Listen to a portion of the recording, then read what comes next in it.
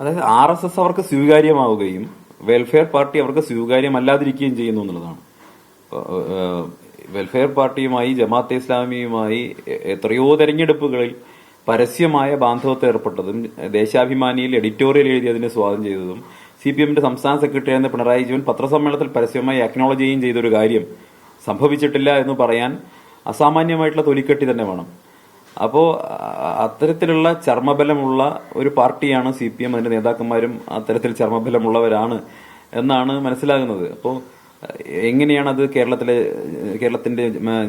ജനങ്ങളുടെ ഓർമ്മയിൽ നിന്ന് എങ്ങനെയാണ് അതിനെ മറയ്ക്കാൻ കഴിയുന്നത്? വളരെ റീസെന്റ് ആയിട്ട് പോലും അത്തരത്തിലുള്ള ഒരു ബന്ധം രണ്ടു കൂട്ടരും തമ്മിൽ ഉണ്ടായിരുന്നില്ലേ?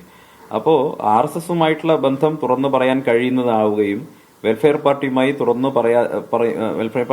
ബന്ധം അവർക്ക് തുറന്നു പറയാതിരിക്കുകയും ചെയ്യുന്നത് അതൊരു ഇസ്ലാമോഫോബിക് ആയിട്ടുള്ള ഒരു സമീപനത്തിന്റെ കൂടി ഭാഗമാണ്.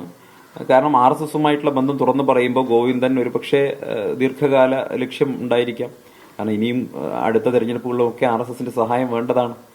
ഇവിടെ മുസ്ലിം കമ്മ്യൂണിറ്റിയുടെ ഭാഗത്ത് നിന്ന് വളരെ ശക്തമായിട്ടുള്ള ഒരു എതിർപ്പ് CPMന്റെ RSS ബാന്ധവുമായിട്ട് അല്ലെങ്കിൽ RSSനോടുള്ള മൃദു സമീപനവുമായി ബന്ധപ്പെട്ട് മുസ്ലിം കമ്മ്യൂണിറ്റിക്കിടയിൽ പ്രത്യേകിച്ചൊരു വലിയ എതിർപ്പുണ്ട്.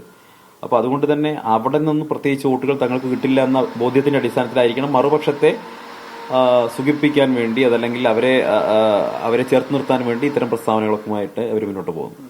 ഒറ്റ കാര്യം കൂടി, ഇപ്പോ ഇനി അടുത്ത ഒരു നിയമസഭാ തെരഞ്ഞെടുപ്പ് വരാൻ പോവുകയാണ്. ഇപ്പോൾ മൂന്നാമത് അധികാരത്തിന് വേണ്ടിയാണ് LDF ശ്രമിക്കുന്നത്. അധികാരത്തിൽ വരാൻ വേണ്ടി UDFും ശക്തമായ പ്രചരണങ്ങളൊക്കെ നടത്തുന്നുണ്ട്. BJPക്ക് ഇപ്പൊ അധികാരത്തിൽ വരാൻ കഴിയില്ല എന്ന് മനസ്സിലാക്കുന്നു.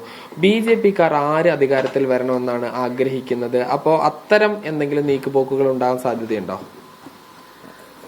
ഞാൻ ഇന്ത്യൻ നാഷണൽ കോൺഗ്രസ് ചേർന്ന സമയത്ത് BJPയുടെ ഭാഗത്തു നിന്നുള്ള ഒരുപാട് ആളുകൾ എനിക്ക് മെസ്സേജ് അയച്ചതും പരസ്യമായിട്ട് അവര് എഴുതുകയോ സാമൂഹ്യ മാധ്യമം എഴുതുകയോ ചെയ്തത് സന്ദീപ് CPMൽ പോയാൽ ഞങ്ങൾക്ക് പ്രശ്നം ഉണ്ടായിരുന്നില്ല എന്നുള്ളതാണ്. മനസ്സിലായല്ലോ? അതാണ് അതിന്റെ അകത്തെ ഒരു മാനസികാവസ്ഥ എന്ന് പറയുന്നത്. അപ്പൊ CPMുമായി ഏതറ്റം വരെയും സഹകരിക്കാൻ തയ്യാറായ മാനസികാവസ്ഥയിലേക്ക് BJPയും തിരിച്ച് BJPയുമായി സഹകരിക്കാൻ കഴിയുന്ന മാനസികാവസ്ഥയിലേക്ക് CPM മാറിയിട്ടുണ്ട്.